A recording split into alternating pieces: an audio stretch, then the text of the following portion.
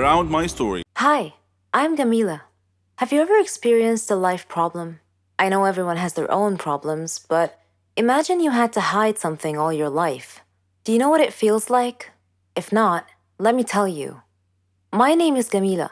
It means beautiful in Arabic, and I really am beautiful, or so I've been told. But I have a problem. I always wear a glove on my left hand anywhere I go because I'm too embarrassed to show it to anyone. This has become my life problem. You see, I've had 7 fingers on my left hand since birth. My family couldn't afford a surgery to remove these extra 2 fingers. It would have cost a lot of money, and I would have had to travel abroad because we didn't have clever doctors or good hospitals in my area. So I've been wearing a glove on my left hand since I was young as a temporary solution for this problem. People always ask me about the glove, but I never answer. I just say that my fingers get cold. You would see me in the summer wearing a short, sleeveless blouse and a glove on my left hand. There were a lot of things I had to give up because of my hand. Once, I wanted to play gymnastics. My mom was okay with it, so I went to many places to train, but they all refused to accept me because of my 7-fingered hand, which they considered to be a problem. At school, my classmates would laugh and ridicule me a lot, so I never had a lot of friends, just a few. I got into the college of my dreams. I thought that people might stop this bullying, so I considered taking off the glove. But I was afraid, because I was going to join a new society, so I didn't. I went with the glove instead. I was surprised at the amount of bullying at college, more than I had ever seen. It was a good thing that I decided to wear my glove. There were a lot of bullies there. Then, something happened. It became a turning point in my life. One time, while I was standing and speaking with my friends, one of them suddenly pulled off my glove. This glove was old and wasn't very tight on my hand. I had been intending to buy a new one after school, but they all discovered my secret. Some were astonished, while others started making fun of me and bullying me. I stopped going to university for a whole week. People blamed me for something that wasn't my fault, but that was the story of my life. If I hid away now, I'd be in this mess forever. So I decided never to wear that glove again. I decided to face my fears. I am beautiful enough to live a good life. I decided to ignore all the bullies and take care of myself. I went to my college. I didn't care about people's opinions. I focused on my studies, had great success, and proved to myself and to others that I was not disabled. The disabled can't think or succeed. Later, when I was attending a lecture by a famous doctor, he noticed my hand and offered to operate on it and make it look normal. This surgery would be the first of its kind in my country, and I accepted. When I saw my hand after the surgery, I couldn't believe myself. Bullying can ruin people's lives, but as they say, no one can make you feel inferior without your consent. I don't really like Indian movies because the actors are always overreacting, and the movies are not logical at all. But this is just my personal opinion. However, I've discovered that there are stories stranger than Indian movies. Let me give you a real-life example. I'll tell you a story about a young woman named Samantha. Samantha was a beautiful girl with blonde hair and green eyes. She lived with her grandmother after her parents died in a horrible car accident. The whole country read about it. She had many friends, and all the neighbors liked her. They considered her the most beautiful girl in town. Many had proposed to her, but she didn't care much for them. One day, Samantha was walking alone down the street after visiting one of her friends. Suddenly, she had an eerie feeling that someone was following her. She began running and crying for help. Her follower began running and stopped her. He was an ugly man, pointing a knife in her direction. He asked her to hand over her purse.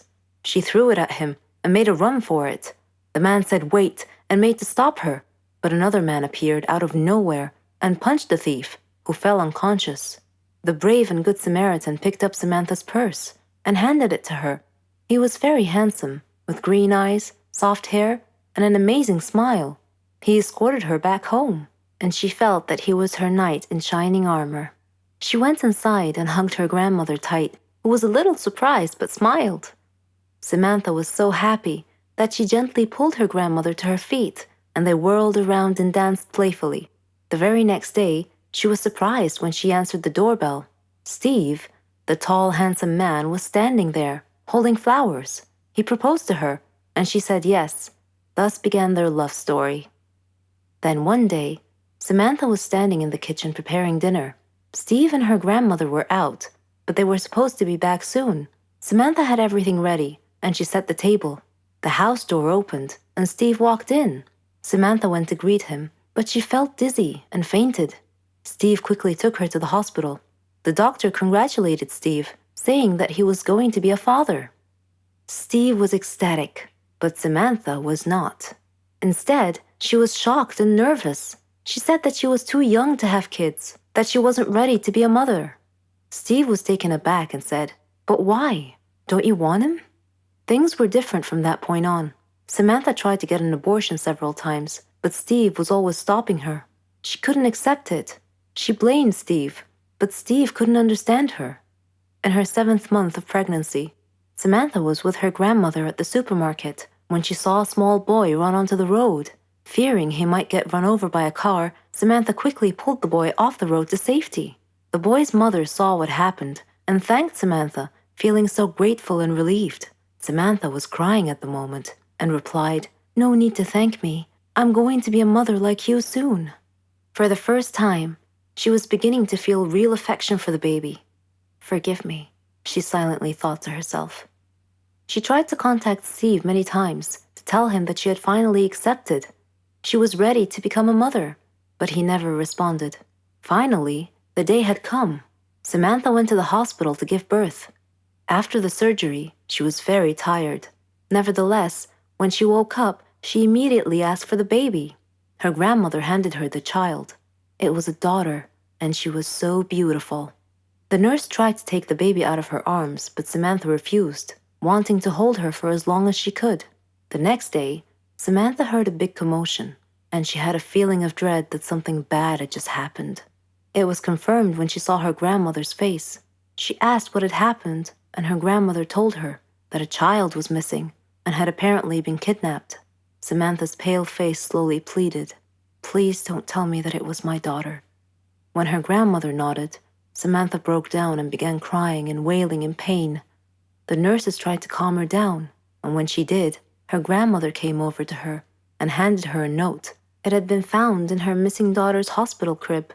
It was in Steve's handwriting. It simply said, "If you don't want her, I do." Then Samantha fainted. For many years, she tried finding her baby, but couldn't. Steve and her daughter had vanished into thin air. She felt as if time had stopped for her, but Steve didn't feel that way. He raised their daughter into a beautiful young woman. He named her Margot. Whenever Margot asked about her mother, Steve would always tell her that her mother was dead, but he often told her stories about her mother and how much he had loved her. Margot's intuition, however, told her that her father wasn't being completely honest with her and that he was hiding some big dark secret. One day, Steve fell ill unexpectedly. He called Margot to him and told her that he was very sick and felt that he was going to die soon. He said that he wanted to reveal a secret that he had long kept from her, that her mother was actually alive, and that her name was Samantha. He told her that he had kidnapped her from the hospital at birth because her mother did not want a child. He regretted it and asked Margot to forgive him. He gave her Samantha's address, and soon after, he died. After his death, Margot decided to go looking for her mother. I am Margot, and I am now standing at my mother's address. At her front door, I cannot predict my mother's reaction when she answers the door and I introduce myself as her daughter, but I'm going to hug her and tell her that I've missed her for so long. I am addicted to food. I suffer a lot. I need help. I've tried to give up, but I fail every time. Hamburgers. Who can give up eating hamburgers, especially with barbecue sauce? I didn't mind this kind of addiction, but I'm getting ahead of myself. Let me begin by introducing myself. I am Patricia, 15 years old, living with my parents and my brother. I lead a quiet life. No interests, no hobbies, except for eating, that is. Food is my faithful friend. It never leaves me. It is my partner, my soulmate. But having food as your soulmate has insidious side effects. A dark side, if you will. It denies me a healthy life, robs me of the energy to play, and causes me to sleep excessively. I would much rather stay at home with a bag of potato chips than go out and exercise. My soulmate ultimately betrayed me, though, last Thanksgiving at my granny's home. She lives in a state nearby. Granny was a clever doctor and an excellent cook at that. She could conjure up something really delicious. On that day, she had prepared barbecue turkey with nuts and other secret recipe ingredients. The taste was so great, as if it had descended from heaven itself. I felt like I was fighting a food war, and I had to win at all costs. I ate and ate and ate. I don't know why, but I just couldn't control myself. I attacked that turkey like it was the last on the planet. But every culinary war with a worthy adversary, such as the barbecued turkey, has its own unique type of casualties. Suddenly, I found myself unable to breathe. I fell to my knees and passed out. The turkey had won. I woke up later in the hospital, though, still clinging to an unfinished turkey leg. The doctor told me that I was gaining way too much weight. He said that I should be put on a diet. Diet? Man, how I hated that word. It hung over my head like the sword of Damocles. It meant depriving me of my passion, my reason for living. I considered eating vegetables in small amounts to be the worst form of cruel and unusual punishment, the worst form of torture imaginable. Imagine thinking of a wonderful, greasy, cheese-laden pizza with all the toppings and then suddenly opening your eyes to find a healthy green salad bowl. But I had reached a turning point in life. One day, my brother was playing on the street, while I was sitting at home gazing longingly at a tempting piece of cheesecake, just sitting there, taunting, daring me to eat it. I struggled mightily to resist the urge, but in the end I succumbed and wolfed it down like a starving animal. Shortly afterwards, I began feeling dizzy, but I was unable to call for help this time, and then I passed out again. I was taken to the hospital. While lying in the hospital bed, half conscious, I overheard the doctor say to someone, "She needs to stop eating or it will be the death of her." I thought to myself, whoa, death? So I made up my mind right then, right there. I resolved to fight a new war, a war against my appetite. On our way back home, I told my father that I wanted to see a nutritionist. He was delighted to hear that. Later, at the clinic, the doctor welcomed us in. She told me how to overcome my eating fetish. She gave me a strict diet regimen with a schedule full of healthy meals. I kept telling myself that winning this war was possible. I simply had to be patient and persevere. I stuck to the strict diet and did some physical workouts. My parents supported me wholeheartedly. I was enthusiastic. I can totally do this. A week passed quickly, and I eagerly visited the doctor to receive some good news. When the doctor weighed me and told me that my weight hadn't changed at all, I was crestfallen. She looked at me and asked me, how was this possible? I told her I didn't know, because I was following her diet thoroughly, though it did require a tremendous effort on my part. Another week passed, and again I went to the doctor. The results were the same. She said to me, "Patricia, are you sure you're following the diet I prescribed for you?" I said yes. She sat there wondering. Then she told me with a puzzled look on her face, "It's odd, but your weight is increasing, not decreasing." This unexpected piece of news mystified me. Another week passed. No change. The doctor was nonplussed. I returned home with a dejected look on my face. My father asked me what was wrong. When I told him, he laughed. Do you believe that? My father actually laughed at my predicament. I was furious. He gestured an apology with his hand and then told me that it was my own fault. I was puzzled. What are you talking about? He told me that I had been sleepwalking to the refrigerator every night and eating everything in sight. I was taken aback. I couldn't believe it. "Stop acting like you didn't know it," he said. "You must have been awake."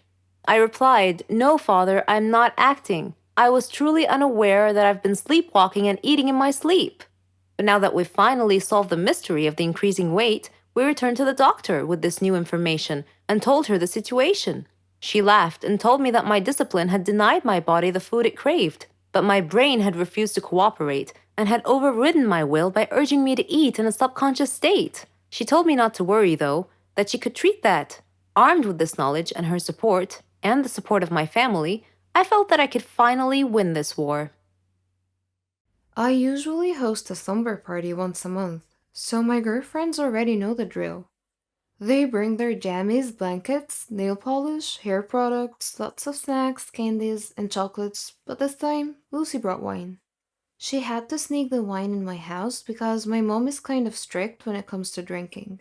My dad is almost never home. My mom sleeps really early, so we kinda had the house all to ourselves.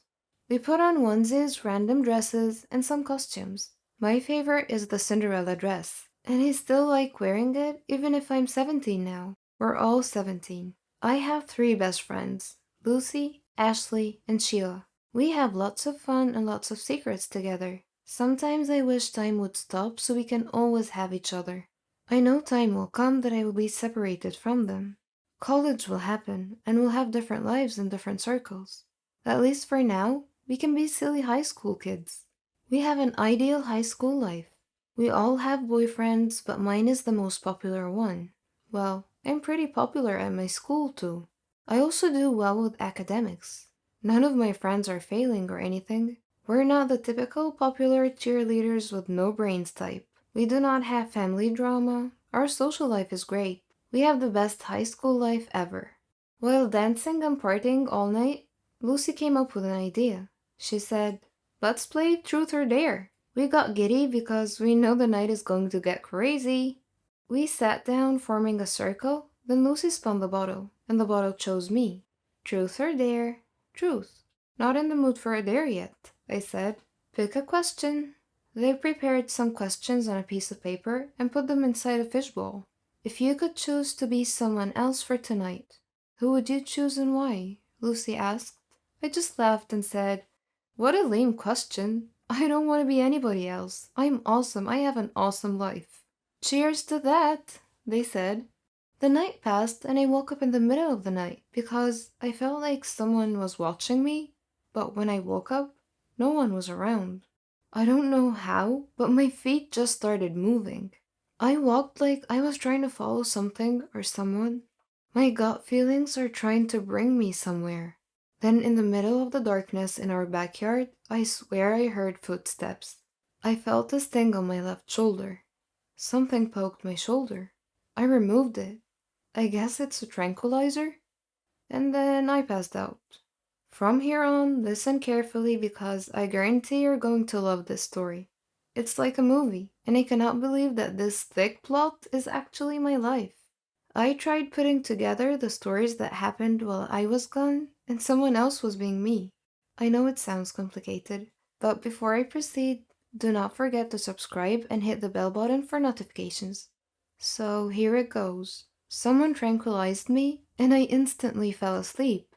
By the way, my name is Nancy. You have met my friends, and I'm sure you'd like to know who drugged me and what the motive is. Meet Patricia. At first, I had no idea why she looked exactly like I do. I thought I was dreaming. Before passing out, I asked her who she was. She told me that her name is Nancy. She was obviously messing with me. Then she told me that her name is Patricia, and that she's my twin, and she would love to be Nancy instead. What? I did not believe her because I don't have a twin sister. My mom and dad would never keep any secrets from me. Or would they? She said that she was kept by our parents in a mental institution a couple of hours away from our town, ever since we were 3. I just realized that I have no recollection of any kind of memories when I was only 3 years old. At first, I thought, wow, is this really happening? I just think I watched too much TV. But this is reality. How did it happen? Let me tell you how it happened. Well, at first, she tranquilized me while I was asleep. I think she had other people with her who dragged me into a pickup, covered my mouth, tied me up, and blindfolded me. And then they brought me into a dark basement, I think. I'm not sure, because when I woke up, everything was just a blur.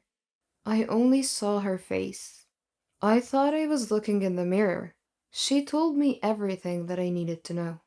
Well, her version of the story. I was shocked, but I would like to know my mom and dad's version of the story as well. Patricia told me that they got her locked up in a mental institution with special care. My mom did not like the idea, but eventually agreed when Patricia looked at her and said, "Daddy's next." I got the chills. But she never told me the reason why she ended up in the mental institution. She has been following me ever since we were 14 years old. One of the security staff has got a crush on her, so she's able to go in and out when no one is looking. She wants me dead because she would like to replace me and have my awesome life. She said she would take revenge on mom and dad for depriving her of having a life like I do. It got me worried, but she made me powerless. For the second time, she injected me again, so I passed out. Next thing I remember, I'm in a dark room with just a bed, a pillow, and a blanket. This must be her room. I'm locked inside the mental institution, just like in the movies. She managed to make my friends believe that she is me. She's clever. They went shopping, they partied, and they did not even realize that something was wrong. She must really be pulling it off. Even my parents and my boyfriend are not suspecting a thing. But our prom is almost here. Me and my friends are all excited for it. But I think I have to give up the dream of going since I'm locked up in here. I just miss my friends, I miss my parents, I miss my boyfriend, and I miss my life. It hurts me that I've been missing for a while, and they didn't even notice or feel that it's Patricia and not me. She's just a stranger to them. After 1 week, I made friends with the security staff. They kept on asking why I was so kind and polite to all of them. I tried to tell them the truth, but they just made me drink some medicine because they thought I was hallucinating. Then a surprise happened. My parents visited me. I mean, they visited Patricia? I don't know. When I saw them, I gave them a hug. I miss you. I'm so glad you're okay. Are you guys hurt or anything? My mom answered, Honey, why would we be hurt? I know my mom would believe me. My dad's judgment is not always the best. Mom, this is me, Nancy. She switched us. She tied me up and she hurt me. And then my dad interrupted. Enough, Patricia. Dad, I am Nancy. I said enough. You've pulled this trick before, and why on earth do you think this is going to work again? I pleaded so hard, but my dad threatened that they would leave if I still insist. So I just cried. I love my dad, but he's never around, so no wonder we don't have a great relationship. I wonder if he even knows when my birthday is. I mean, our birthday. But then again, I don't want to judge him. I know he's just trying to be tough. But I looked at my mom. I can see in her eyes that she truly feels sorry for me, whether she thinks I'm Nancy or Patricia. Honey, I know things haven't been great, but a promise is a promise. A promise? Yes, we will not break our promise, which is when your doctor says you're ready to go, we will bring you back home. I cried and I had a meltdown. I just couldn't help it. Mom, I am Nancy. Please believe me, please. My dad ordered the staff to drag me out of their sight, but when they tried to grab me by my arms, I resisted, so my shirt got torn apart, bearing my shoulders. My parents saw this, and they were shocked. My mom pointed on my left shoulder. Well, I had this weird birthmark on my left shoulder. Maybe they recognized it. My mom looked at my dad and said, She is Nancy. My dad told the staff to leave us alone to talk. He gave me a hug and said, I'm sorry. How did this happen? Why are you here? When did you meet your twin sister? My mom said. I told them how Patricia executed her plan, but I asked them how they knew it was me. They looked at each other. My dad gave my mom a slight nod as if saying it's time to let me know. When you were 3, I left you and Patricia upstairs to play. When I got back, I saw you on the floor with a pencil stabbed on your left shoulder. We saw Patricia holding a hammer, and your head was also bleeding, which resulted in loss of your memories. We thought you were dead. My mom did not finish the story. She started crying while leaning on my dad's chest. My dad continued, The doctors said that if we wasted just a couple of seconds more, you might not be with us. And he let out a sigh. I have an uncle with the same situation as Patricia. The genes must have passed on to her.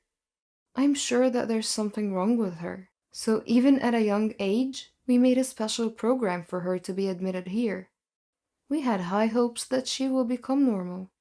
I absent-mindedly responded, "You recognized me because of the scar on my shoulder? I thought it was just a weird birthmark. What are you gonna do with Patricia now?" Mom and Dad went home and proceeded to my room right away. Patricia didn't know that my parents are aware of what happened. They gave her a hug. My parents apologized to her. "We are sorry. We love you, and this is the only way we know you would be better." She instantly knew that my parents knew, and she ran away. My mother called the police but instructed them to never hurt Patricia. Patricia is a very smart girl. She went to a party with Lucy, Sheila, and my boyfriend. She told them, "I have a twin sister and she's trying to kill me." They just all laughed at her. Then I arrived, but instead of making things better, it validated her statement. "Oh my goodness, there's two of you?" my boyfriend said. I said, "Guys, it's me, Nancy." "Do not believe her, I'm Nancy, she's my evil twin," Patricia said. "Come on, this is me, we all grew up together," I said. Then I looked at my boyfriend.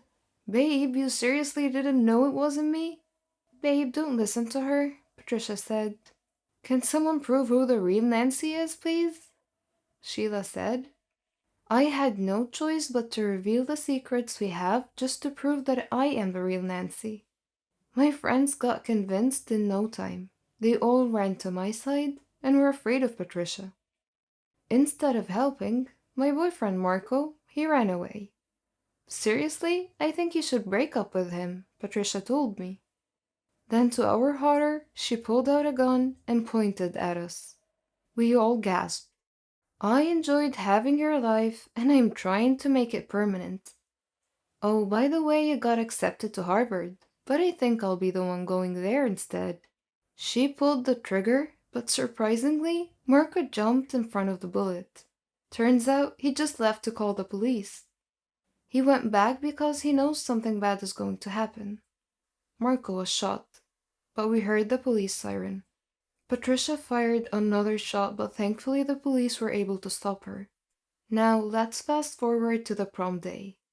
2 weeks ago, when Marco got shot in the shoulder, and Patricia was put back in the mental institution with more security this time. Good thing is, Mom and Dad decided to visit her more often to help her recover. The doctor said she would be better if we always visited her. I enjoyed the prom. We danced all night, and I finally shared my first kiss with Marco. But the sad part is, we decided to break up. We are going to different colleges, and I know that our relationship should not weigh us down. We could have a lot of opportunities. We made a pact that if ever we finish college after 4 years and we're still single, then we'll be back together. Before taking off to college, I visited Patricia. I know she hates me, but I told her that I love her, and I forgive her. I also made a deal with her that every summer I will visit and make memories with her. I told her that I would like to get to know her, and here I am now. After 4 years, I graduated at Harvard University. I majored in psychology, and I'm doing research now with my colleagues about Patricia's case. As for Marco, well, he's already taken. While I was gone, he took care of Patricia, just like how I always requested during our phone calls. He got to know her and he fell for her, because despite her crazy mind, a good heart is lying within. Weird, I know, but that is how life goes. Besides, Patricia deserves a second chance, just like everyone else. Traffic is crazy. I'm checking my makeup for the millionth time using my pocket mirror because I would like my interview to go as perfect as could be. I want to impress the interviewer because Posh Magazine has always been my dream job. I applied as an intern, and I know hundreds of ladies my age would kill for the chance that I have right now. Oh, the green lights are finally on. Great. I will make it just in time. But then, a motorcycle just cut my lane.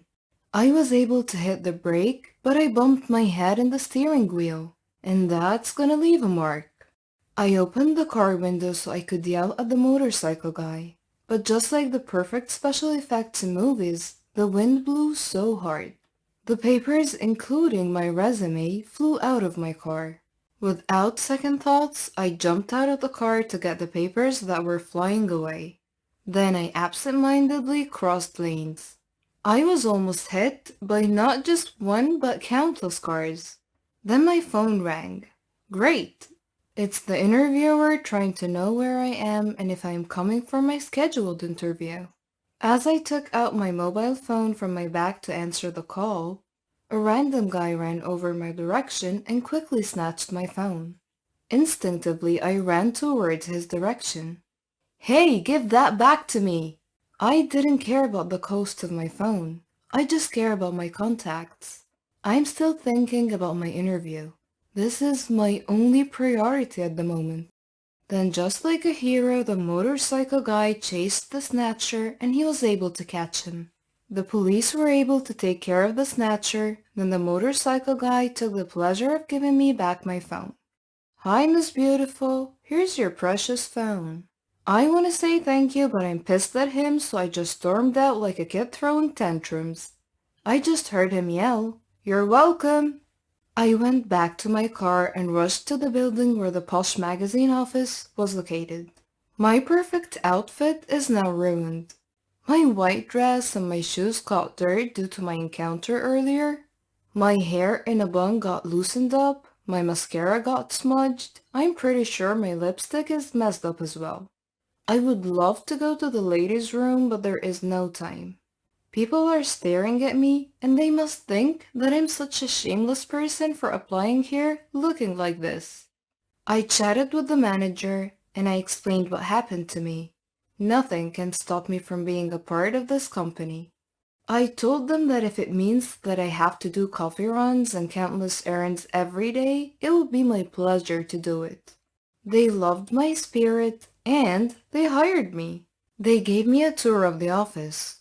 I saw where the signature clothes are kept. I also saw the studio where the photo shoots happen. Oh my god, this is like a dream. The manager asked me to take down notes because I will be the one to give the tour to visitors next time. I was hoping to meet the president of the company because I heard she's like Miranda from The Devil Wears Prada. I'm challenging myself to woo her just like what Anne Hathaway did. But I reminded myself that my life is not a movie. A perfect example would be just like what happened to me earlier. I came so prepared, but I still almost lost my chance for this job because of one unfortunate event. I parked my car in the basement of the building and I needed to rush somewhere because I have a date. I needed to change my clothes and to freshen up because I don't look exactly my best right now. Then my phone rang. It was Mark. It's our first date, and maybe he's just trying to check how I am and if the interview went well. But then I got sad when he said that he needed to cancel our date because he has some kind of work emergency. I had no choice but to put on a smile and pretend it was alright. No, it's fine, don't worry about me. Next time, maybe. I just went out of the building and went to the nearby coffee shop. I treated myself because I deserve a me time with a nice cup of coffee. It is the last day where I could have the luxury of time. Just a couple of minutes after settling in, my phone rang. I answered it immediately. It's the manager. Hello? She asked if I'm still nearby because they would need me to start today. They're asking me to get the measurements of a certain male model that will do a photo shoot the day after tomorrow. I asked the barista to make my cup to go because it would be such a shame to waste a much-needed cup of coffee. I rushed to the office and I was there in no time. I started immediately and acted like a pro. I did not let the manager notice that I have zero idea of what I'm doing. I don't know how to measure a body, but I checked a few videos online. Good thing I'm a quick learner. There are lots of guys in the room, and it's like raining muscles in here. This must be heaven for most girls. Well, I do enjoy the view, but I constantly reminded myself that I'm here to work and I will not do anything to ruin this opportunity, so I needed to focus. I was able to get the measurements of the male models. It was not that hard, and I really got to enjoy brushing my skin to their biceps. Okay, Kulina, focus. The manager entered the room and asked if I was done. I gave her the list of measurements and I saw in her eyes that she was impressed. But when I asked her for my next task, she said, "Dear, you're not done yet." I'm confused.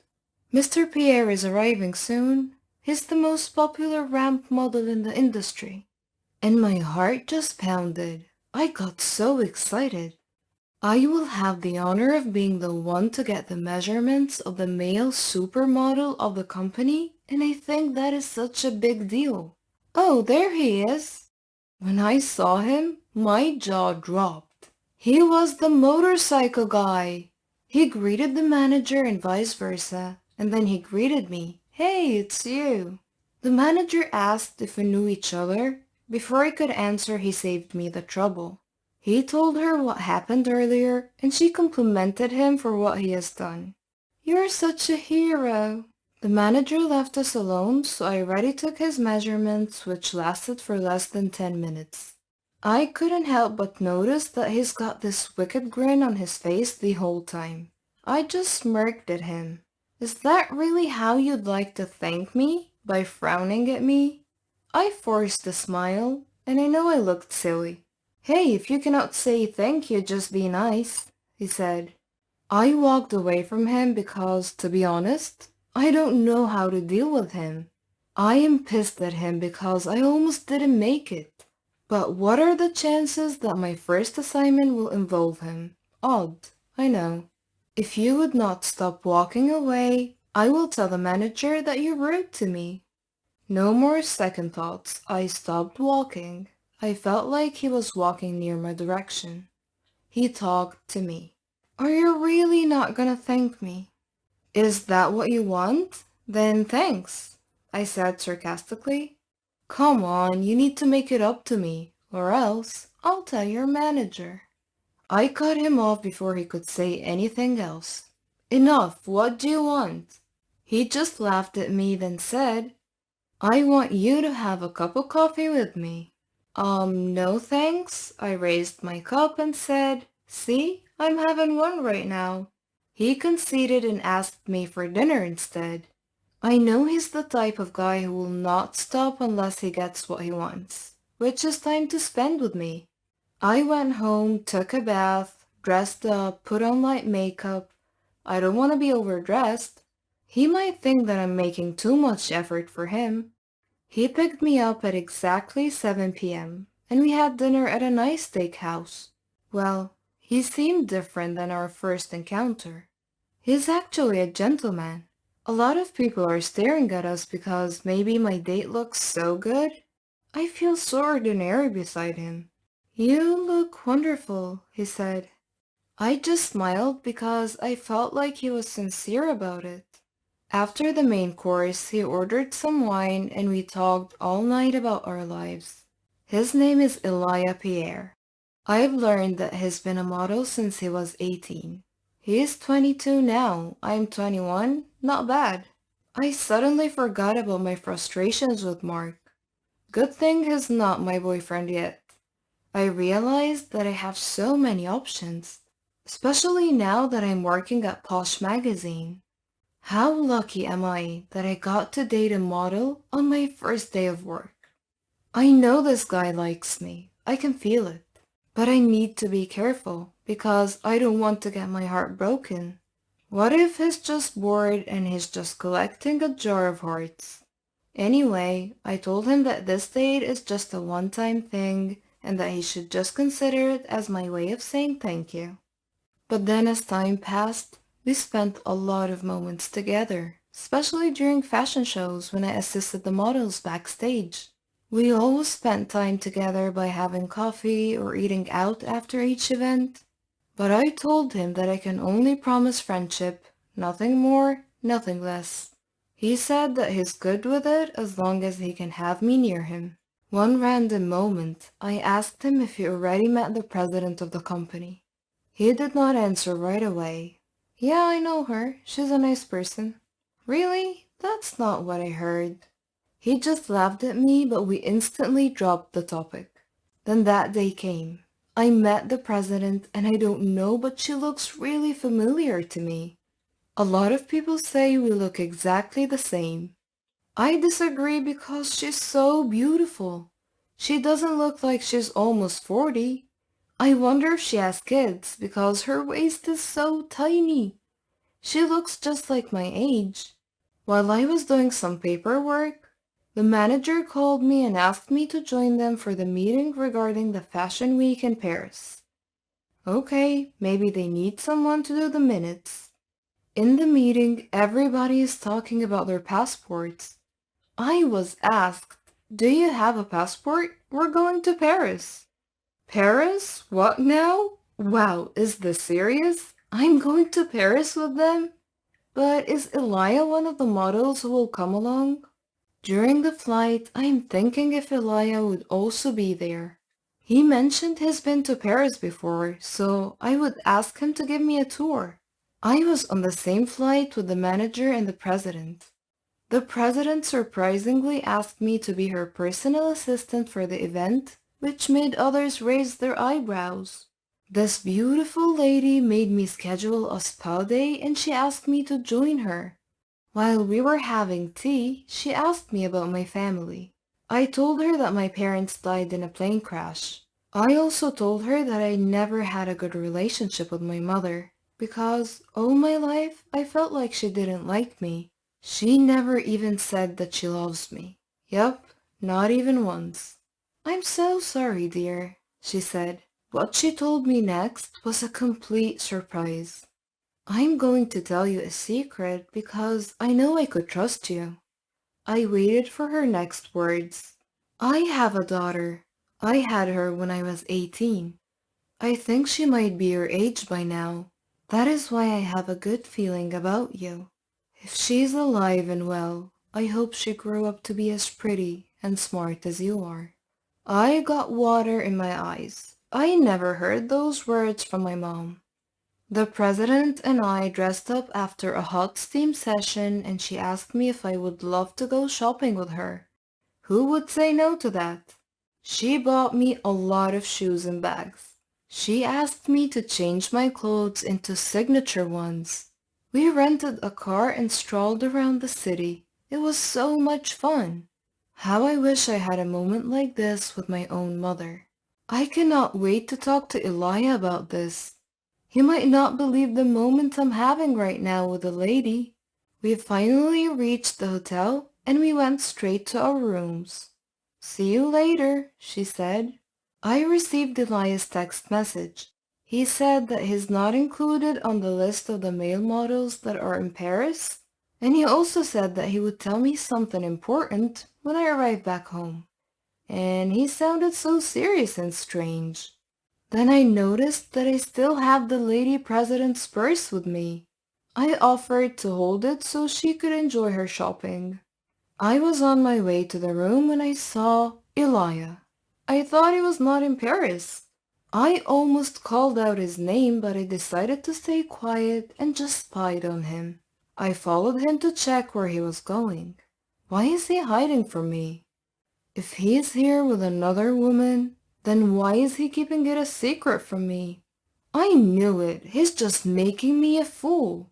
But then again, why am I jealous? I'm the one who only wants friendship. I followed him still. I hid at the corner to check which room he was going to enter. And boy was I shocked. He entered the room where the lady president was. Are they having an affair? But I heard the lady is not married, so it's not exactly an affair. Also, Elia is technically single. I'm the one who said we're just friends. So why am I acting like a girlfriend that's been cheated on? I'm torn if I have to return the purse right now. But I heard her phone ringing from her purse, so I had no choice but to knock on her door and return the purse. She opened the door, and I heard someone taking a shower. It is confirmed. I am heartbroken. I don't know what came to me. Back to my hotel room, I drafted my resignation letter right away. Then I flew back home using my own money for the ticket. I couldn't stand being there for another day. I know I wasted a good chance, but I need to pull myself together. How can fate be so cruel to me? Is that the universe telling me to realize that I have fallen for Elia? But I guess it's too late. I never should have entertained him in the first place. A few days have passed by. I cried my eyes out and I ate ice cream at my apartment. I live alone, so I'm free to do whatever in my own space. Then one night, the doorbell rang. I thought it was the pizza guy, but I was surprised to see the lady president. I'm hesitant to let her in because my place is such a mess, but she insisted. When she got inside, I was surprised when she gave me a hug. Then she said, "I knew it. It was you. I'm so glad I found you." Then she saw the picture of my dad placed beside a vase in the receiving area. "He's your father, right?" Yeah. "He's the love of my life," she replied. How could this be? I don't understand what's going on anymore. But she explained everything. She said that ever since she got money, she started looking for me, but luck was never on her side. She got an idea of hiring a private investigator so things would be faster. The first private investigator she hired just scammed her, so she decided to do everything on her own. She almost gave up about finding me, but then Elijah came to the rescue. Elijah is just working undercover as a model. He is a private investigator. He's got a strong theory that I'm the missing child of the lady president, but he doesn't have the document to prove it yet. Then she got my records from the company. He had a strong proof when he confirmed the identity of my father. He couldn't wait back home to tell the lady president, so he flew to Paris to let her know. Also, the lady president told me the story of why I grew up away from her. She explained that my father was set to marry someone else, but then they fell in love. She was just working as a secretary, so his parents were not in favor of her. She got pregnant and she hid me until I was born. One day, a group of henchmen took me away from her, and that was an order from my father's parents. She got so devastated. She went abroad to pursue her dreams in fashion and swore to get me back once she's successful. And then finally, fate was on her side. Her boss fell in love with her and financed her to have her own company. The rest is history. She hugged me again and said, "Please allow me to be a mother to you. I hope it's not too late." I hugged her back. Then she said that I should talk to Elijah because he's waiting for me downstairs. Elijah and I were able to patch things up. We stayed as friends because he understood that I have a lot of things to iron out. I loved spending time with my new mother because we had a lot of catching up to do. She wanted to give me a good position in the company, but I told her that I'm happy being an intern because, just like her, I want to experience learning everything from the ground up. I'm sure you'd love to hear more about what happened between me and Elijah. And my story is not over yet. That was only the beginning. Before this summer, I had zero experience with dating apps. Tinder wasn't even released until 2 years after my long-term relationship ended. During 7 years of my relationship, I had played around on my friends' apps, but never swiped left or right. Finding myself suddenly single at the beginning of the summer and in desperate need of distraction, I dove headfirst into the pool of online dating. I started with Tinder because my town is too small for anything else, and my cold dead heart wanted casual dates and nothing serious. And that's the whole purpose of Tinder. Tinder met most of my expectations. I went on a handful of dates, met some cool guys, and some not so cool guys. I even hung out with a few truly interesting people, like a radio DJ who runs a wedding business on the side. What I did not expect from Tinder, however, was how most of these interactions started to make me feel good about myself. I mean, really good about myself. Like every woman in the world, I've never been happy with my body. At a size 10, I'm labeled plus size, and I've worn glasses on and off throughout my whole life. When I'm out with my girlfriends, I'm never the girl who's hit on, flirted with, or even picked up. Ever since I hit puberty and became aware of attractive versus unattractive, I've thought of myself as filling the role of the fat friend who just sits back and smiles. Obviously, I've had boyfriends, but they've always been my friends first. So when they said you're gorgeous, what I heard was, I found you gorgeous only after getting to know you. I didn't immediately think you were pretty. I know that having someone attracted to your personality is way more important than thinking you're cute. But I wouldn't hate having just one guy who doesn't know me at all tell me that I'm attractive. Friends, family, and boyfriends, I don't believe. But a total stranger, that person I might actually listen to. This brings us back to Tinder. One of my first nights using the app, a friend and I sat on my back deck and decided who to swipe left and right on. With each it's a match, we laughed and looked into the guy's profile a bit more. After the third match, I said, these guys are just judging me on my appearance, right? And my friend nodded. So they're only swiping because they think I'm cute? Or are they just swiping on every girl? We concluded that obviously some of the guys were swiping right on every girl, but the chances of every single guy doing that were slim. We swiped some more. When I started matching with guys who were classically good looking, well, I won't lie, that felt really good. A hot guy actually thinks that I'm attractive? What? No. How could that be? Then the messages started. Some guys went right in with, you're really pretty. Others went in for a conversation first before giving out compliments here and there. I know that this is how people operate on Tinder, but keep in mind that I'm not used to anything. It wasn't until I started meeting with these guys that I wondered, can Tinder actually boost my self esteem? Two guys asked how someone as pretty as me was still single. I went on a date with one guy who told me in Spanish that I was beautiful. Another guy who I'd met up with a few times asked me, are you looking for something serious? I laughed like a loon in response. It wasn't the question that surprised me. It was the fact that I was coming from an incredibly attractive, incredibly fit guy.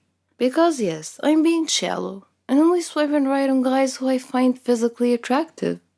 When I was done laughing, I said something awkward like, oh, maybe? I mean, I'm not against it. My mind, however, was saying, are you serious? Have you seen yourself? Have you seen me? I was in fact not attractive, but I simply knew how to dress well. I retreated into my unhealthy shell. Soon after that guy, I hung out with a sweet, nerdy medical student who was in town on a vacation. We got along well. The next day, as we met up again, he seemed shocked that I was on a second date. He kept repeating, you're just so beautiful. I never get to do things like this. I don't know how to respond to compliments. And the medical boy shook his head. He said, don't do that. Don't body shame yourself. You're so attractive. Have you seen yourself? You're gorgeous. Something about that guy made my typical self hate thoughts start to lose hold. Again, I know that this is the type of stuff people say on Tinder, but let's be honest, why put in the extra effort? Unless it's true. Somewhere between the casual Tinder chats, the handful of dates, my mind circled a new thought.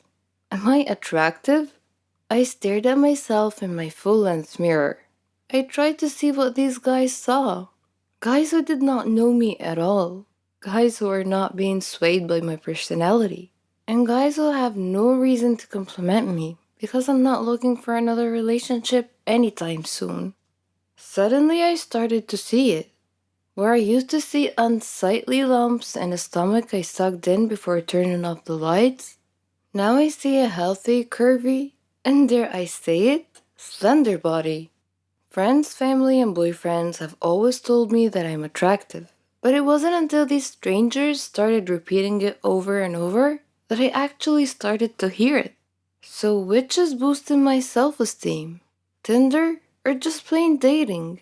Or are they working in with one another because without Tinder, I probably wouldn't be dating at all? Romantically, I tend not to put myself out there. I typically wouldn't approach a guy and try flirting with him, for fear of rejection, of course. With Tinder, however, just matching with someone seems to lessen the fear of rejection. Whether you matched with them because they're genuinely interested or you matched because they're saying yes to everyone, seeing that it's a match message eases a tiny bit of the tension that goes into dating. Whether it's thanks to Tinder or not, in the past few months I've discovered newfound confidence. When someone compliments me, I say thank you instead of responding with a self hatred joke. When I meet a date for the first time, I work at being my usual chatty, sarcastic self rather than being shy and quiet. I have flirted with guys and even gave a random musician my number. For once in my life, I feel like I'm someone worth dating, rather than fearing my significant other might be too good for me.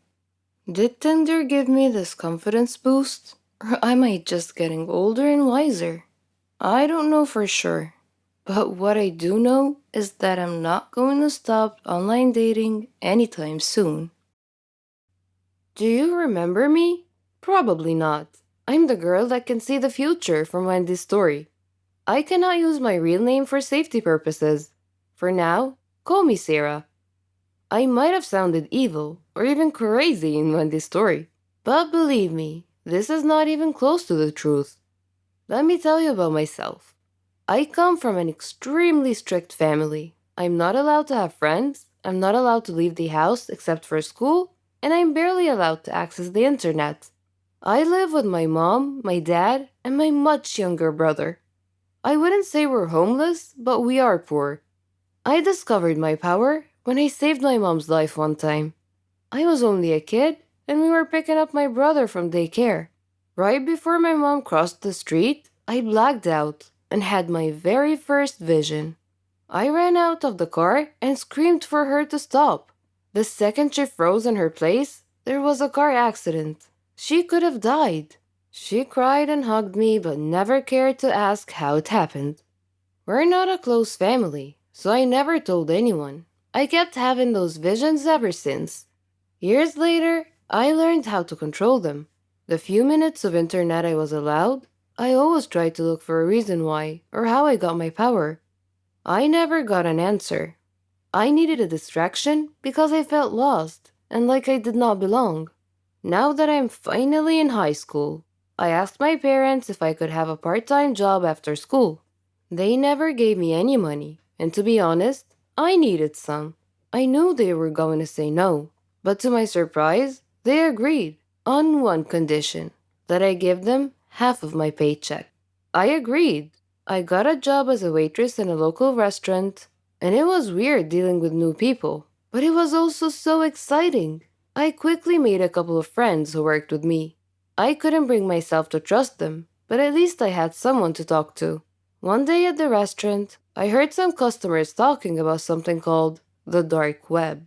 I wondered what it was. After my shift, I casually mentioned it to one of my colleagues. He explained everything to me. It was on my mind day and night. It sounded like a place full of weird people, just like me. With my first paycheck, I bought a new phone and kept it a secret from my parents. I immediately used it to access the dark web.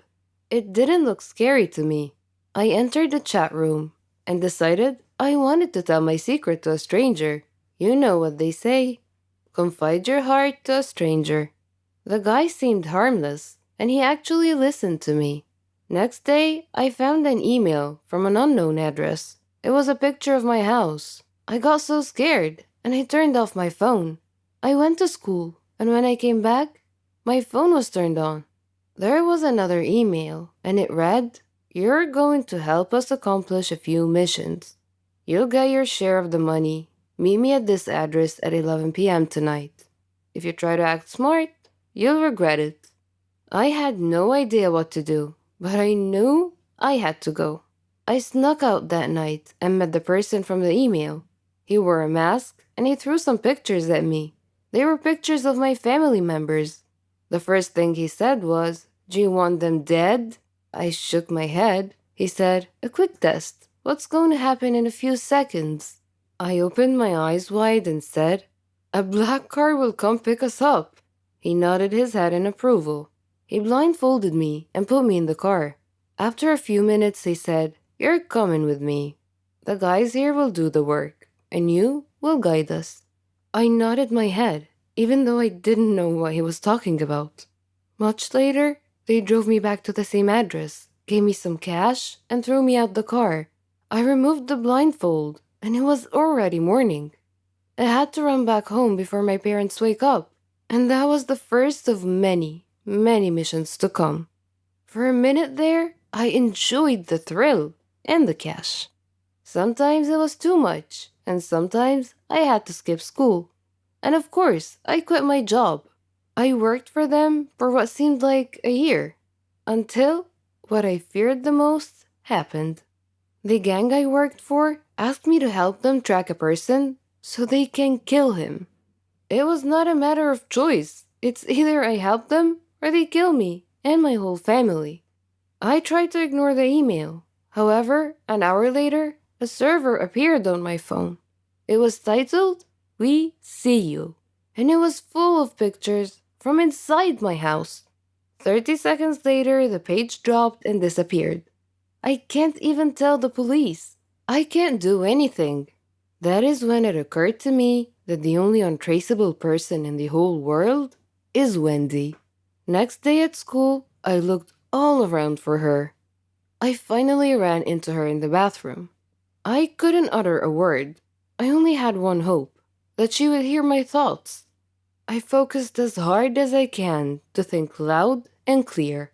Wendy was fixing her lipstick in the mirror, and after a few minutes, she dropped her lipstick and looked at me. I begged her inside my head to keep her mouth shut. She blinked twice and left. The mission is happening in 24 hours. What if Wendy can't help? I didn't get a second of sleep that night.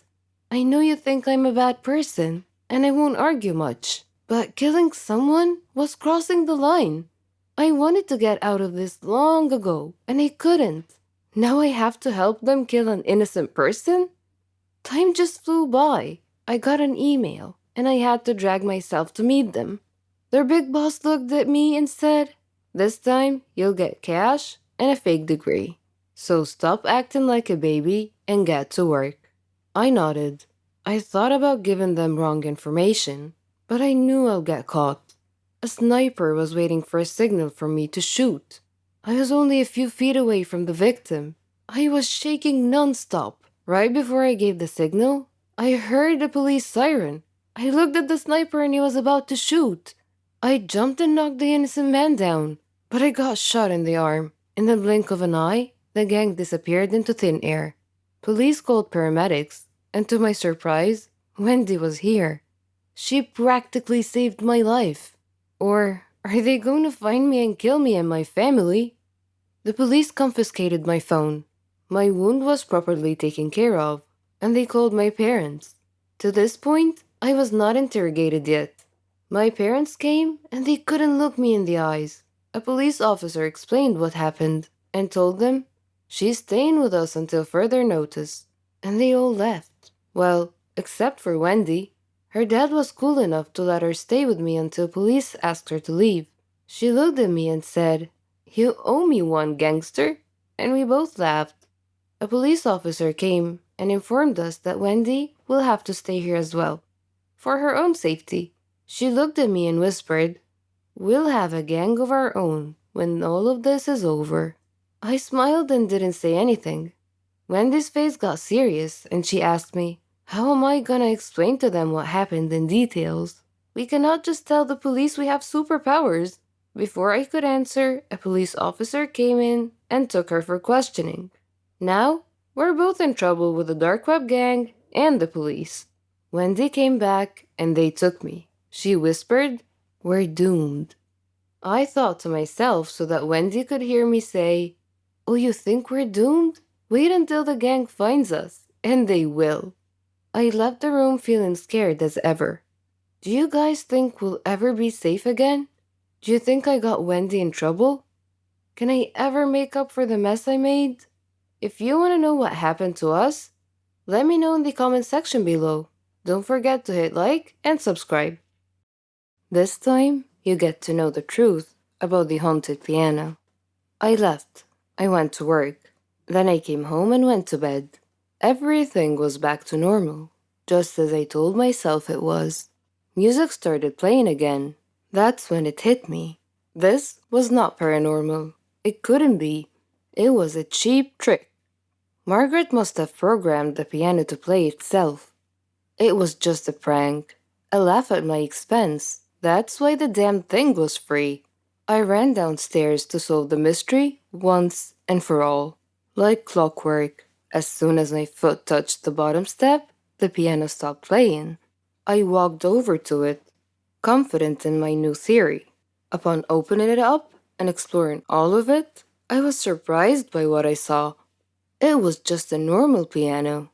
Nothing extra was added in its creation to make it play on its own. My calmness was not calm anymore.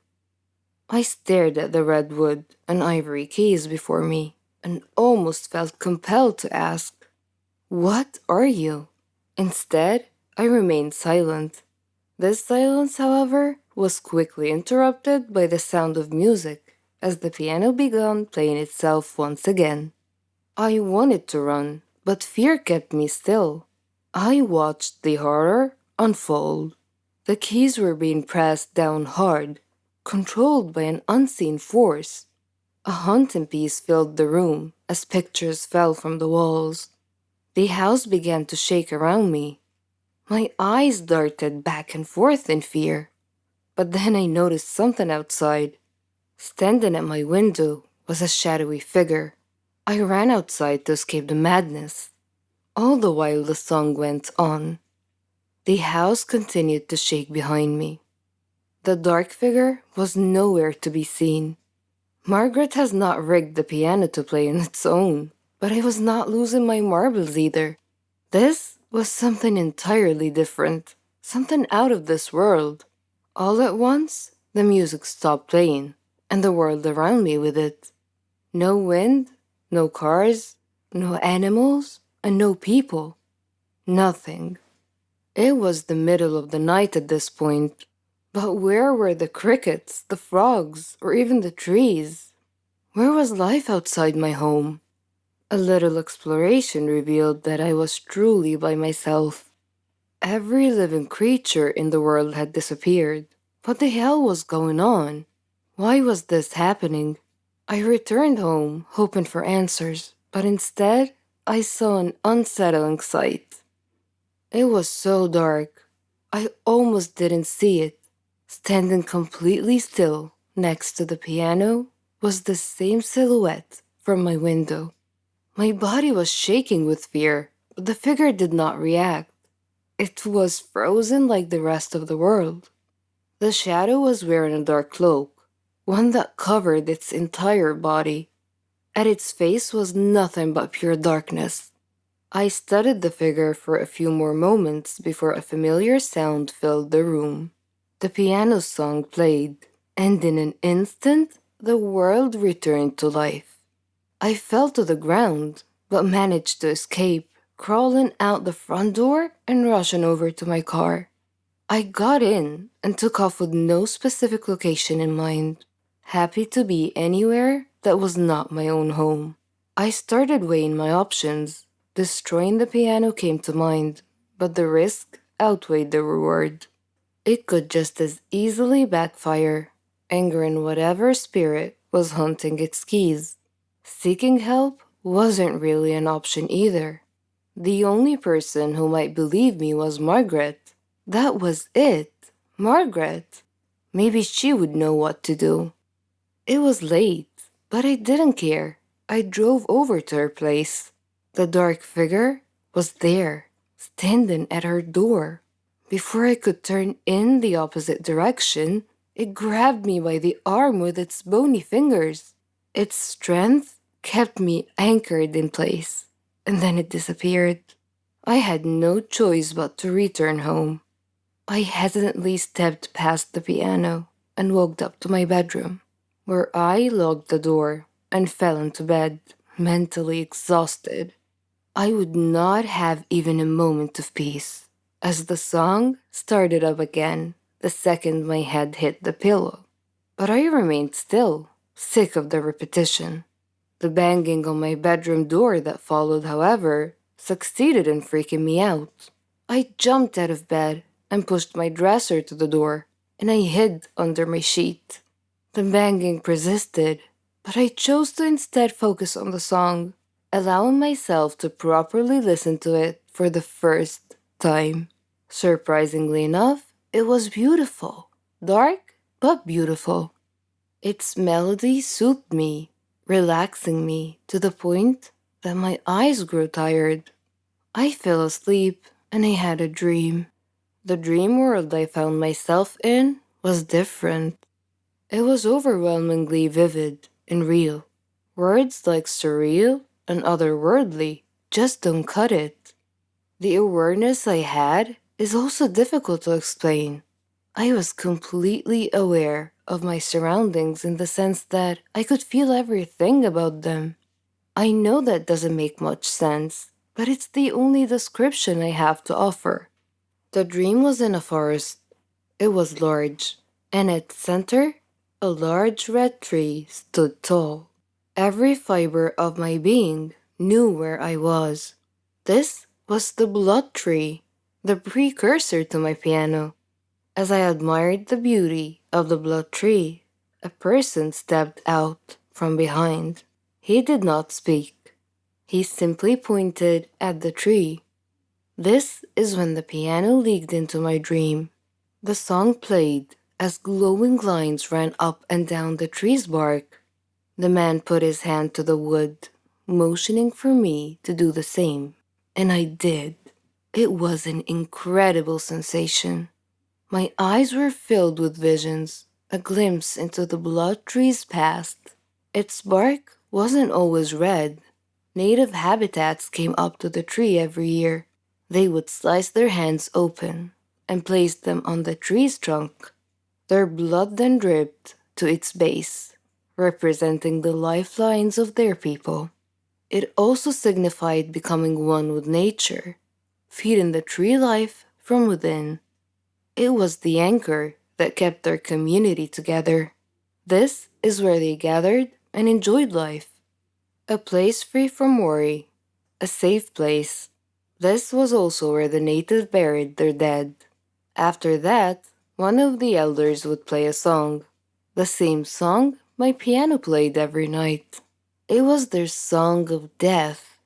When it was all over, a final offering of blood was taken from the fallen and painted on the blood tree, granting their spirits safe passage to the afterlife. When the vision stopped, my new friend released his hand from the bark and pulled out an unusual instrument. He began playing the song of death, but then stopped. He handed it to me and motioned for me to play instead. I wasn't sure what he was up to, but felt no need to deny his wishes. With little practice, I was able to get the hang of the instrument and play the song. As I played, the blood tree began wilting, its bark changing from red to black. My friend was ecstatic. For one reason or another, this is what he wanted. It wasn't until I woke up later in bed that the pieces of the puzzle clicked into place. Margaret's grandfather had taken away the natives' headstone. He violated their connection to nature as well as with one another. The tree and its spirits had to be put to rest, and once and for all, there was only one way to do this. I can't explain how, but I knew I needed to play the Song of Death on the piano, the whole way through without interruption. It was the only thing that would break the curse. I ran downstairs and put my plan into action. When my hands touched the keys, the house violently shook, knocking frames and furniture all over the place. I kept my composure. Out of the corner of my eye, I saw the dark figure standing at my window again. Still, I continued. I had an obligation to preserve, if not for the tree or its ghosts, then for myself. The nightmare had to end. They roamed around the room, sometimes next to me, other times breathing down my neck. I paid no attention on the outside, but my bones were shaking. I had come too far to lose my balance now. Just as the shadowy figure sat next to me at the piano, I struck the final note of the song. The madness around me stopped. I turned to the figure beside me, and it was the native from my dream. He threw me a thankful smile before vanishing. My work was done. Months have passed, and the piano remains in my living room, quieter than it's ever been before. I even play it from time to time. If there's one thing you can take away from my experience, it's to be mindful of the things that make sounds at night. Try your best not to be frightened, and please let this tale be a warning to you. Don't ever buy strange things from Craigslist. You'll thank me later. My name is Keanu, and I'm 13 years old. I am a psychopath. I freely admit it in front of all of you. I attribute my sickness solely to my father, because any story about a cruel father pales in comparison to my father. He would abuse me physically, mentally, verbally, and emotionally in every given moment. He left no stone unturned in this regard. He would beat me into unconsciousness. He accused me of being the cause of my mother's death, who died during my childbirth. Whenever Dad had any problem at home, he would accuse me of being the cause of it.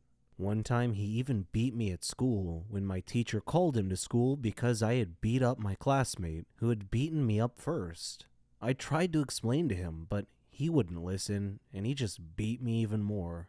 One day, it was fun day at school, and everyone was supposed to invite their parents to visit the school for party and introduction activities. I chose not to invite my dad, so I was alone at the festivities. I felt envious of all my classmates for having loving parents to have fun with. My teacher noticed me alone, came over and offered to be my parent for the day. I was so happy. We had great fun together. Miss Linda had lost both her husband and her son in a plane crash, only she had survived. After fun day had passed, Miss Linda showed more interest in me. She would bring me sandwiches and spend time with me during breaks. I thought of her as my mom.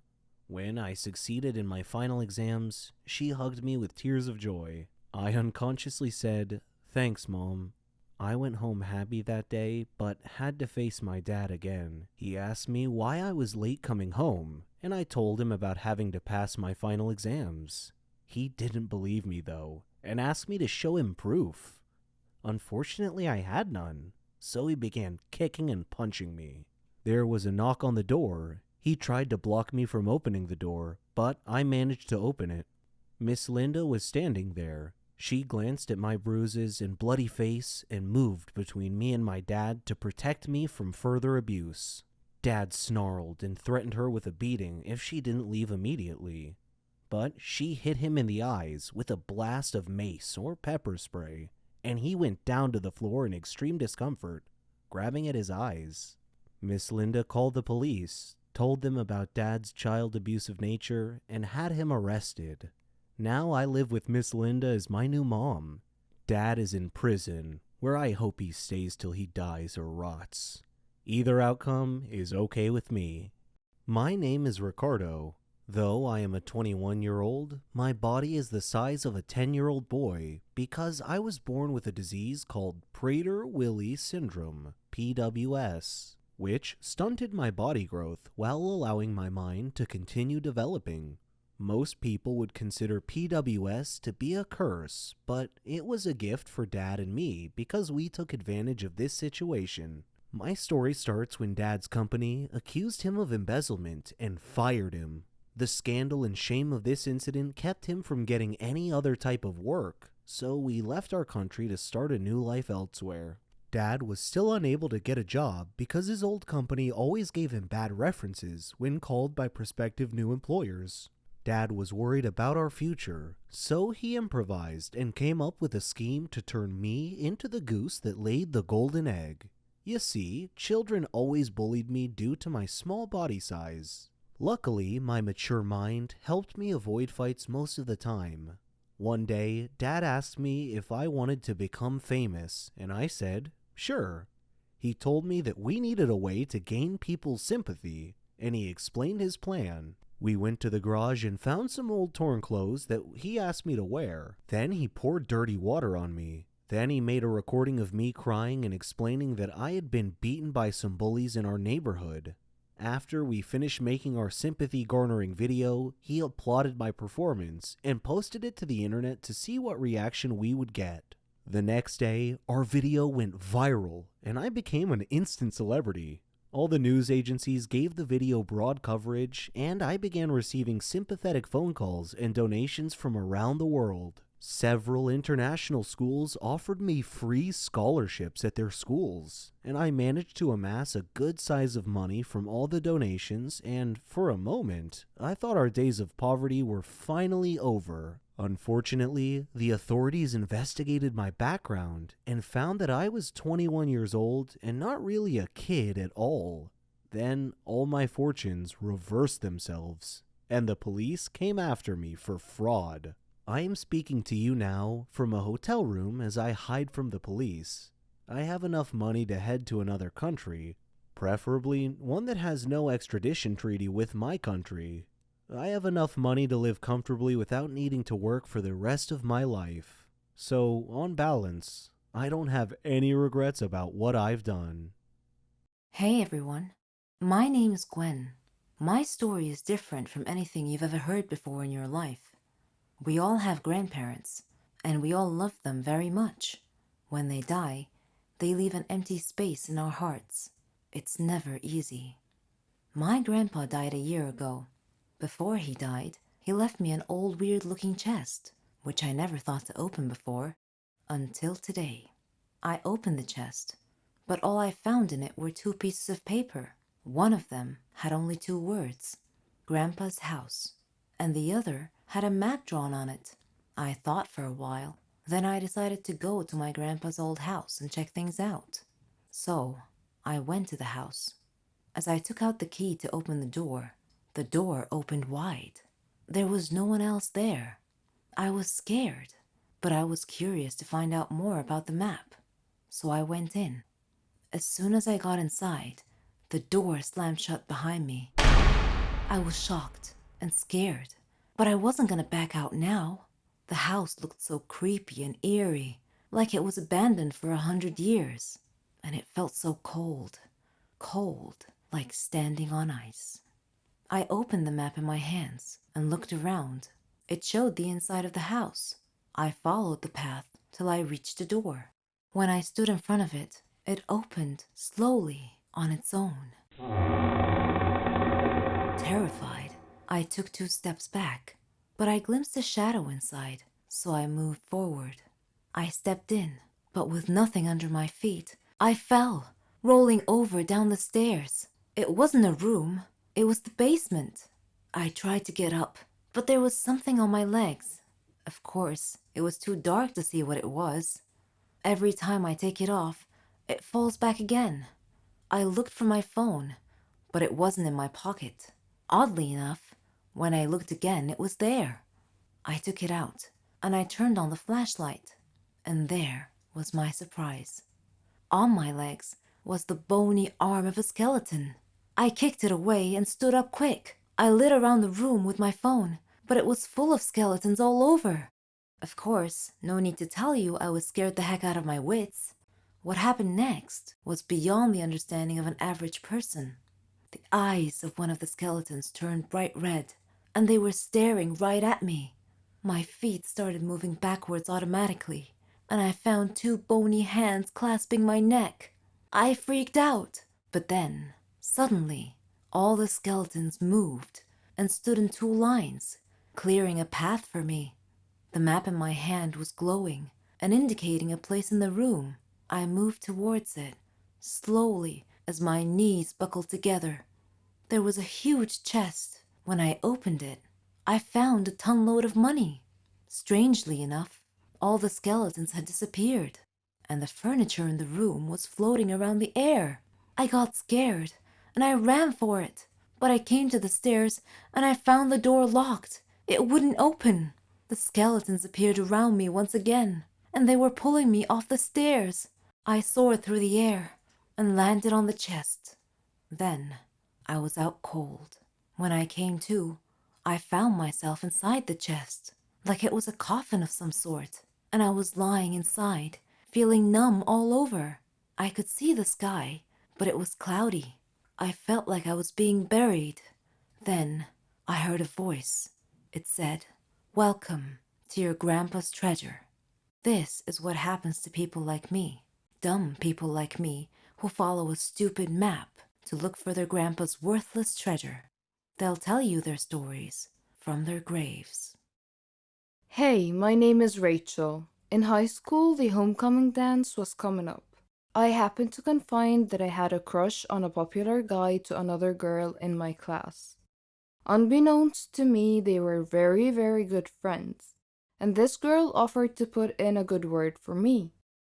The next day, she told me my crush would totally say yes if I asked him. So, in between periods, I found my crush in the hallway, asked him to the homecoming dance, and he said yes. Well, homecoming is on Saturday. Today is Thursday. My crush, his friend, and we went to lunch together, and I offered to pay in the hopes that this will make them like me even more. And yes, I was that bad. They tell me they want 2 bags of chips, burgers, fries, and 2 small cartons of chocolate milk. No problem. I go to the cafeteria and get those items like a boss. For some reason, I decided to jog over to them, even though that really only shaves off 10 minutes from my trip, but I still did it. I had 2 bags of chips in my mouth, one in my hand with a burger and fries, the other hand with 2 cartons of chocolate milk. They are sitting in the common area. The common area is carpeted, parallel to the cafeteria, which had a tile floor. These rooms are separated by a relatively small metal line on the floor, and as I meet that line, my left foot catches on the metal. No problem, I have another foot. I will just swing that foot forward real quick and save this. But no, the other foot also catches. As I fall straight forward, I try to catch myself with my hands. Well, one hand had the chocolate milk in it, which just burst out, sending chocolate milk in every single direction. My other hand didn't help me either. It slipped on the burger in the bag and the fries go all over the place. The last thing to break my fall was actually my own face. The face with 2 bags of potato chips in my mouth. You know those jokes about chips bags being full of air? Well, they're actually true. As my face collided with the ground, both the bags of chips exploded at the same exact time and it sounded like a gunshot. Somehow one of my shoes just flew off. I tried to melt into the ground and fade out of existence for a moment, and this happened at the meeting point of the common room and the cafeteria. So everyone in both rooms either saw or heard this fiasco and looked over. About 100 students. It's deadly silent for a couple of seconds and then comes the laughter. And dear God, the laughter. It was like a jet engine. Every person there was laughing the hardest they have ever laughed in their whole lives. I even saw the janitor doubled over laughing, bracing himself with a mop handle. A teacher was trying to walk over to help me, but she stopped every couple of feet to use her whole body to laugh at me. All of this happens not 10 feet away from the table in which my crush and his friends were sitting. Everyone is having a great laugh, but my crush has the greatest laugh of all. He has fallen to the ground, with one hand bracing himself on his knees. The other hand is clutched at his ribs as he laughs so hard that no sound comes out. He was wheezing like a dolphin. There is no recovery from this. I walked to the bathroom to clean myself up. The teacher could only manage to hand me my shoe along the way and continue laughing. In the bathroom, the laughter did not die at all for what seemed like a lifetime. When the bell rang, I was still in the bathroom and people were still laughing. While I spent the whole day wallowing in easily the most embarrassing moment of my life, I thought, well, maybe I'm just a funny girl and he will like it. The next morning, I see my crush